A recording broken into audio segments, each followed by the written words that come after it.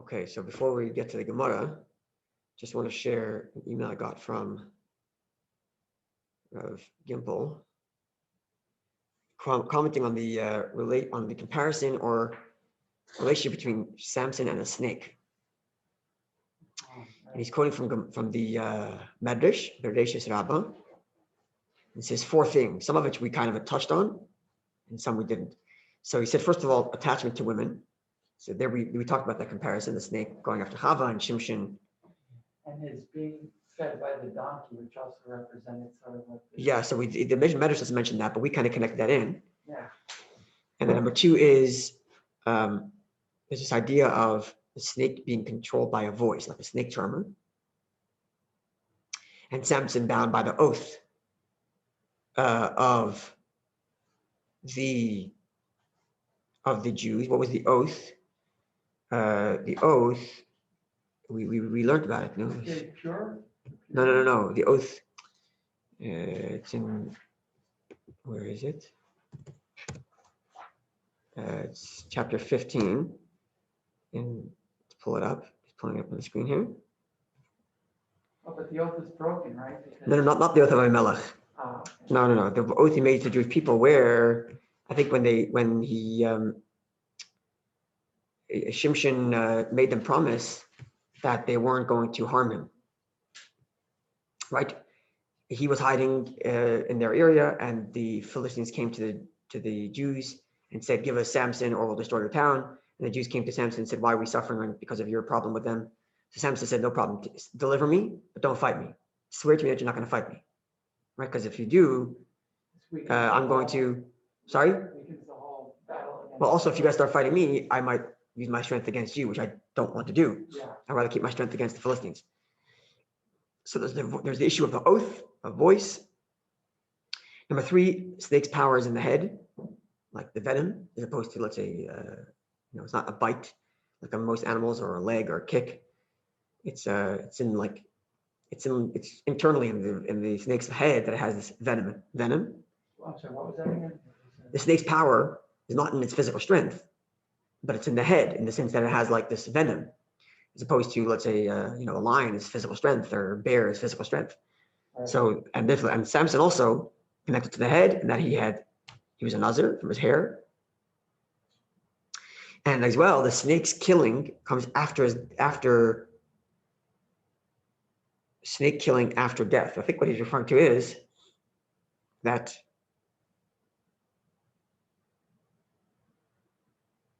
snake killing after death, snake venom. I think what he means is that the snake, the death of the person comes after the attack, right? It's not like a lion. If a lion wants to kill someone, then the death comes along with the attack. Whereas for the snake, there's like a delay. There's the attack, and there's death late. There's the death later. I think that's what he's referring to. And Samson is killing the Philistines at his death. I'm not sure why he's saying snake killing after death. Like after the snake. Oh, I think it means that even after the snake dies, the venom is still potent, and he can still kill somebody. Because the venom's still there even after the snake himself dies. Not the delay factor. The delay factor is something else. Maybe during the fight.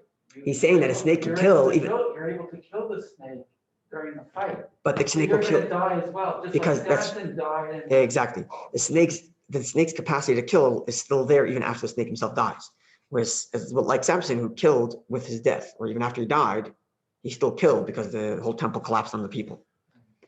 Okay, so these are interesting comparisons, which to me they're like more pieces of the puzzle. It still doesn't give us everything we need to create a profile of what the spiritual messaging of Shimshon is in relation to all these different elements: the snake, the donkey, the vow of Avraham, the prophecy of Yaakov. I guess that's the snake issue. So there's still more to be thought of, but these are definitely more pieces to the puzzle. It's also thinking about the riddle. Yeah. And how, like I mentioned yesterday, how it seemed to be some sort of arrogance on his part, with right. flaunting his way he killed the lion. Right. But not only that, but What was the purpose of the bet? Like, What was the purpose of the for bet? the wealth, for his wealth, getting garnished. Yeah, what was the point of the And, bet? and the person who provides the riddle has the upper hand, right? It's harder to prove a riddle. It wasn't a balanced bet. He was sure to win. It's a good question. Like, what was the point of the riddle? He was kind of a sore loser, even though he had the upper hand. Right, but I think. He stole from someone else to repay the debt. Yeah, so I was actually thinking about that. What's the point of the debt? Put it before you get to the spiritual thing, on the simple surface level, in terms of the storyline, what was his strategy? I think the point of the riddle is he wants to keep a certain mystique about him. They should be on guard when he's around. And that in and of itself is effective to ward off attacks. There's something about this guy we're scared. We don't want to start up. It could be that's what it is, like on a very simple level, what his tactic was. It's a thing generals would do in an army, make soldiers in their platoon think that they're more fierce than they actually are, because it'll keep them in check. They're afraid of what he might do. You think that was the purpose of the riddle? I think that was the purpose of the riddle, to like kind of tell them that I have things going on in my life that you have no idea about. You better be very on edge. Don't start, because you have no idea what I can do. On a simple level, I think that's what he was doing. But deeper still, I think I'm sure, definitely like this. Why 30? Why tunics? This is a random thing to bet about. Why not bet about money? Or why at all, which to me, or why bet at all? Just another confirmation of the materialism that he was wrapping. Like he cared about this materialism. Yeah.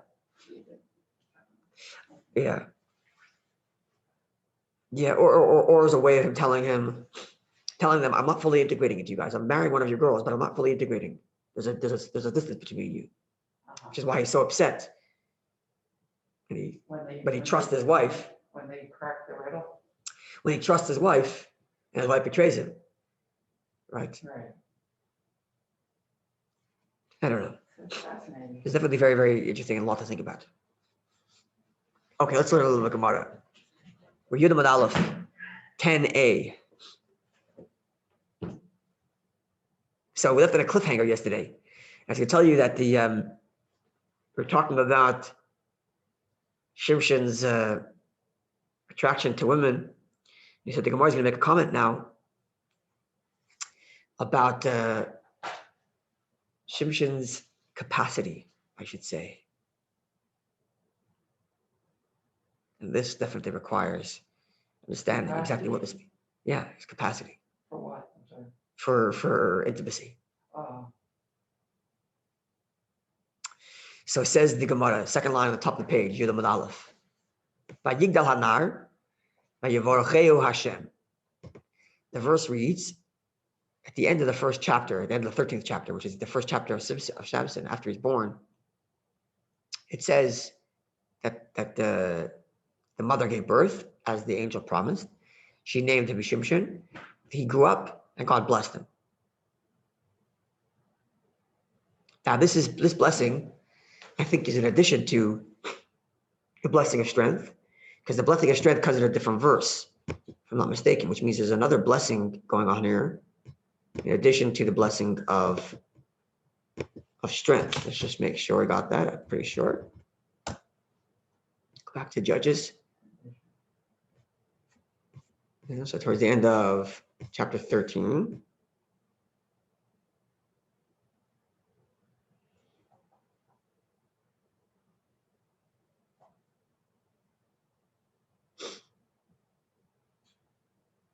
No.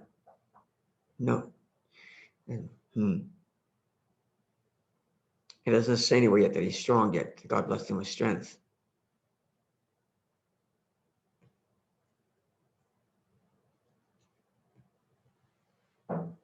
You see? The first time we see him strong is when he rips the lion in half on his way down to go get his wife. Right? I think so. That's the first time we see his strength. Unless earlier when the angel blesses them.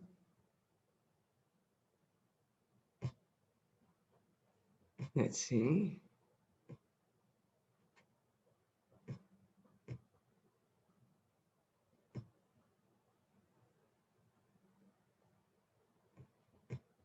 back before.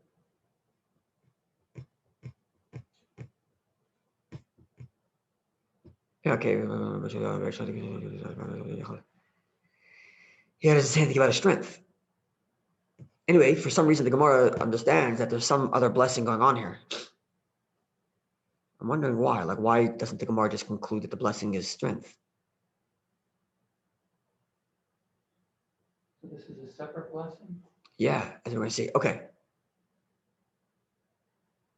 Okay, I guess Rashi explains why. Because Rashi says that the language of bracha, okay, the Gemara asks, what was the blessing he got? So Rashi explains that anytime there's a word bracha in blessing, whenever we use the term blessing, bracha, it means an abundance of a flow of energy, or a flow of like desirability. So usually it means or expansion, I should say, like a satisfaction, great satisfaction and great expansion. That's what blessing usually means. So Rashi says we don't see any wealth that Shimshon had, which would usually be a bracha. He's satisfied, he's got expansion, he's got whatever he wants. So where's the bracha? Where's this expansiveness that he has in that some desirability he has in abundance? So it seems like Rashi's trying to answer my question as to why don't we just say the blessing is strength? Because that wouldn't, like later when the verse talks about his strength, the verse says that the spirit of Hashem possessed him, and that's his strength. Whereas here it's specifically bracha, as in like there's this great flow of desirability, which usually means money, but we don't see money. So it seems like the strength doesn't qualify as bracha in this term, because the word bracha means a flow of like something pleasurable, something good and enjoyable, just in abundance, which usually means wealth, but over here we don't see wealth. So therefore, what is this blessing? What's this bracha? And I guess it seems like Rashi's trying to answer the question that I had just raised. Okay, so Amar Rav Yehuda, Amar Rav. Rav Yehuda says the name of Rav, third line from the top. Shabaruchu ba'amasai. He was blessed in his male organ. Yep. Namely, as Rashi says, that he was blessed, that his seed flows like a river. Rashi explains, that which he desired, that's where he got his blessing. Right? As he just said, that bracha, blessing, means a flow of, an abundance of some sort of enjoyment and pleasure, which usually is wealth. But I guess he didn't care for wealth. He cared for that enjoyment. And thus, he had abundance of that enjoyment. He got what he desired. He got what he desired. So it says like this, Amasai kibnei Adam, his organ was just like a regular human, but the seed, can nachal shaitef, was like a flowing river. In other words, he had extra enjoyment there. Again, this requires understanding beyond this simple level. Yeah. Okay, now the Gemara jumps to the end of his life. And here the Gemara makes a wonderful comment about his leadership. And this gets back to what I was saying, how a negative always takes up more real estate than the page. Because the positive is only alluded to in like 2 words. Right, in terms of Shimshon. The verse just says in 1 line, and Shimshon led the people for 20 years. And all the story of his negativity maybe took up 2 years, 3 maybe. So the positive is just mentioned as a matter of fact, whereas the negative is expounded. I shouldn't say only negative, because it's also positive, because he protects the Jews also. But I guess like the complexities of what he was dealing with takes up more space than just the straightforward positive good. But here the Gemara makes a comment about his straightforward positive good. So the verse says, towards the end of his life, Vayikra Shimshon al Hashem, and Shimshon called out to God. This is when he was, after his hair was cut by being seduced by Delilah, and now he's being taken to the temple where they're going to make him dance while they celebrate his downfall. So while this is happening, Vayikra Shimshon al Hashem, Shimshon calls out to God. Vayomer, and he says, Hashem Elokim, God Lord, Zachreni na, remember me please. V'chaskeni na, give me strength. Achapam hazeh, one more last time, give me strength. V'nakman nekam achas mishtei einayim, and I will take revenge for one of my two eyes, be Philistine from the Philistines. Okay, so it's only one of his two eyes, right? Both eyes are gouged. So why is he? So Rashi explains that the reward for one eye being gouged out, that I'll take in the world to come. But the reward for one eye being gouged out, give me that now. But reward for what? What did he do he's getting rewarded for? In other words, like, it's almost as if, it's very interesting because we said before but we said before that his eyes coming out was measure for measure because he followed his eyes. But now we're saying that he's using the fact that he lost his eye as leverage to ask for a blessing. But it's not simply because he got lost his eye, but because almost like, because of how much I did for you, I shouldn't have lost my eye. And because I did, now give me my strength. Even though he quote unquote deserved to get his eyes gouged out because he failed with his eyes. So it's kind of interesting in that, like, it's not so clean cut. Sorry? I'm not sure I understand. Well, what you say. Like you're saying that he already got a merit. He shouldn't have had his eyes gouged out. That's what it seems like, because he's negotiating with Hashem and saying, give me the reward for one of my eyes being gouged out now that I have strength. But leave the other, so Rashi says, leave the reward for the other eye being gouged out, I'll take in the world to come. But it almost seems like he should be rewarded for getting his eyes gouged out. Isn't his eyes gouged out a punishment for having followed his eyes? Oh, okay. So you're saying it's already been compensated. Exactly. It's already been measure for measure.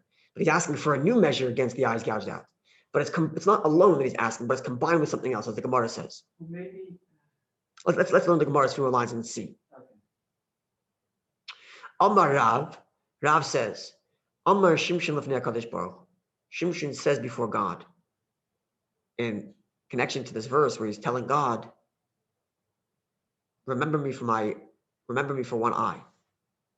The Master of the universe. Zacharli, remember, Esrim Shana, the 20 years, Sheshafatati Yisrael, that I judged or led the Jewish people. Long kingship. V'lo yamarti le'echem mehem, and I never said to one of them, Havali makim makim makim, carry my stick from one place to another.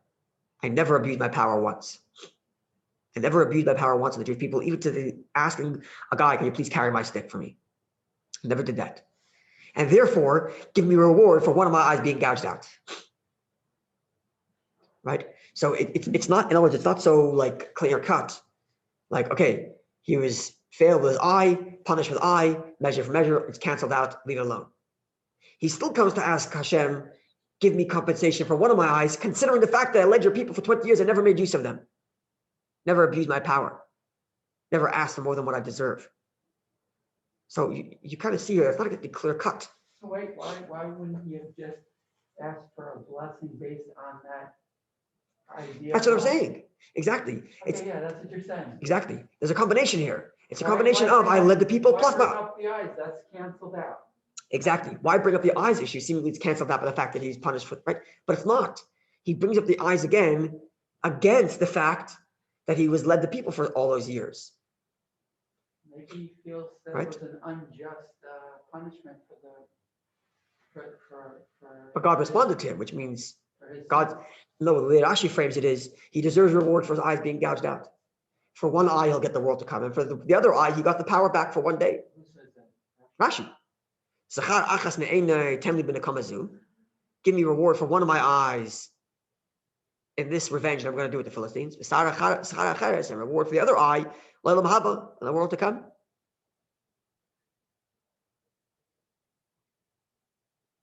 Well, isn't there this idea Right?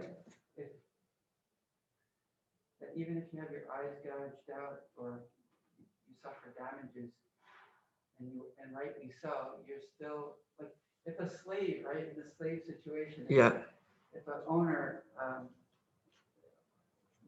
gouges out an eye, let's say. So if it was rightly so, maybe he was right to do it. By law, he has to let him go. Right. There's still a compensation. Exactly. That's what I'm saying. Not a punishment, but a compensation. Exactly what I'm saying. Maybe that's the difference. So I'm saying it's not exactly. It's not really a bracha, it's a compensation. Right. That's owed to the. Yeah, so I'm saying it's not as if like these things are clear cut, like, oh, it's, Right. there's a blend here of things going on. He led the people, which is why, by the way, even the Gemara is going to go back now, further back in the story.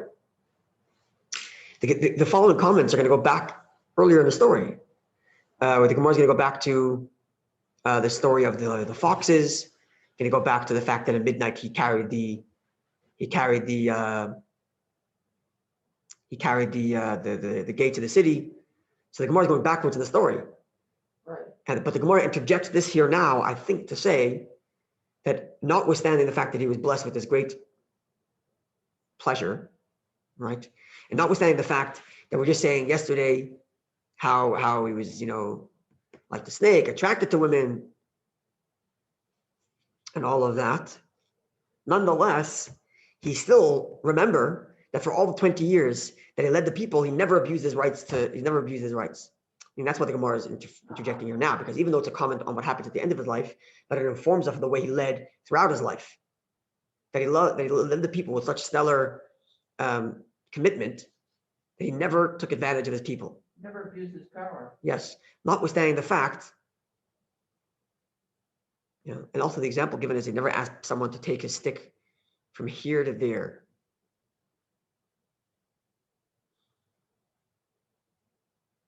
Yeah. But you're right. It's interesting. It's interesting that Rashi even comments this, because he's asking for this blessing. Yeah. And he's giving a reason for it. He's giving two reasons for it. Like we just mentioned. Right. He's giving the reasons of the eyes, plus the fact that Maybe like any good negotiator, you throw in everything you have. Right. Right. Unless he's claiming on death's door, he wants to make one. Unless he's claiming that, look, the fact that I led the people with such perfection should, in and of itself, cancel out my misdemeanor. Maybe that's what he's saying. And the fact that it didn't, and I was still struck with my two eyes, means I somehow still have credit, as it were. Something like that. Because it's interesting that Rashi even brings that up. Rashi doesn't even have to comment. He thinks it's enough just for the... Meaning there's no indication in the Gemara that he's negotiating with his eyes. The verse says he's negotiating with his eyes, and the Gemara's comment is he's negotiating because he led the people so strongly. Right? Which itself begs the question, how did the Gemara go from Shimshon negotiating because of his eye to Shimshon negotiating because of his leadership? Which one is it? Or is it both? Right, so I'm assuming it's a combination of both, right? But how did the Gemara get there? How did the Gemara get from this verse? You're saying they're going deeper into the story, right? Right, but where in this verse is indicated that there's some other negotiation going on here? Where did they get that, you're saying? Yeah. Unless it's coming from the fact that he says, Zachrenina, remember me. Remember what? If it's a question of the eye, then don't say Zachrenina. Just say, give me strength this one last time and I'll take revenge of my eye. But Shimshon adds, Zachrenina, remember me, as if there's something about me you have to remember. And that's what the Gemara is commenting on. That's what it seems like, right? So, which means there are two parts to the negotiation in the verse. One is remember me, and B is I'm taking revenge on one of my eyes. Right? So there is two things that Shimshon brings up. So maybe remembering me, and then maybe the basis upon which he wants to attack the people is because of the revenge of his eye. But the bracha from Hashem to do it is from his merits. Yeah, I guess, yeah. Another thing also interesting is that, here's an interesting thing also. Sorry? The reason he wants to attack him is because of the eye. But the basis upon which he's given the strength is... I'm going to take revenge for one eye, that's the revenge. That's the revenge part against the Pelishtim. But the blessing I'm asking for you is to remember me because of how I led the people. But here's an interesting thing that just dawned on me.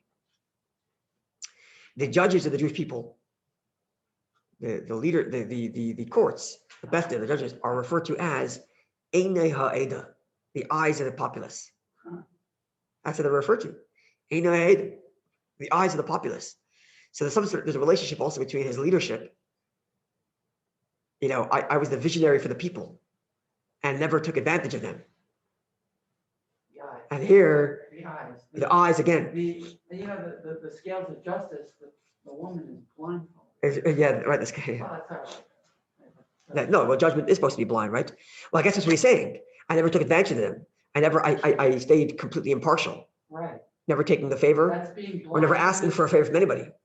Being blind in my justice. Discrimination. Yes, and that itself becomes why I'm the visionary for the people, because I'm blind in my justice, as it were. Right. And now I'm being blinded. So there's some sort of connection going on here also, which is very interesting.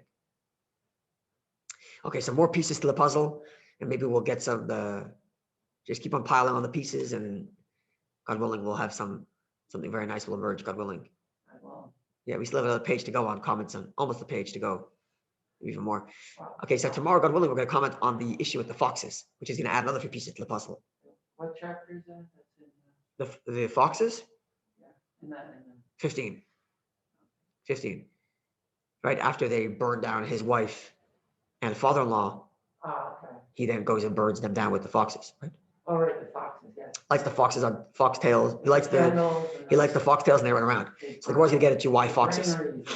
Yeah, why foxes. And then we're going to get into his shoulders and other things. It's going to be interesting. Why foxes? Yeah, the Gemara is going to talk about that tomorrow. And all kinds of more things are coming up. Interesting phenomenon.